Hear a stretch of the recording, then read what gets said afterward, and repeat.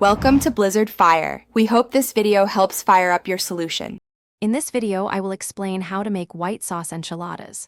First, ensure you have all your ingredients ready, including about 2 cups of shredded cooked chicken, 12 soft tortillas, and 2 cups of shredded Monterey Jack cheese.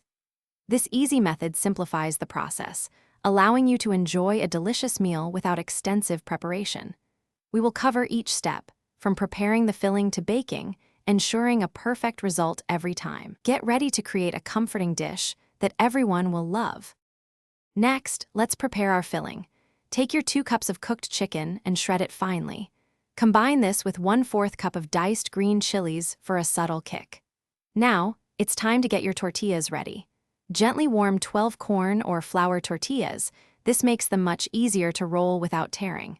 A quick 15 seconds in the microwave or a few moments on a warm griddle works perfectly to soften them.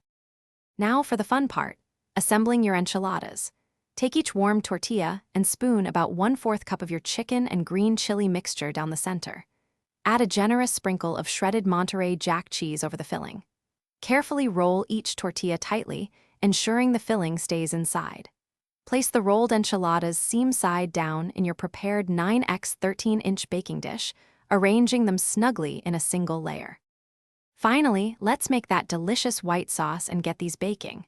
In a saucepan, melt 4 tablespoons of butter, then whisk in 4 tablespoons of flour to create a roux. Slowly add 2 cups of milk, stirring constantly until the sauce thickens to a creamy consistency. Pour this luscious white sauce evenly over your assembled enchiladas. Sprinkle with the remaining cheese and bake for 20 to 25 minutes or until bubbly and golden. For more great deals, including a link to the Oala water bottle, check the description below. Thanks for watching. If you found this helpful, don't forget to like and subscribe.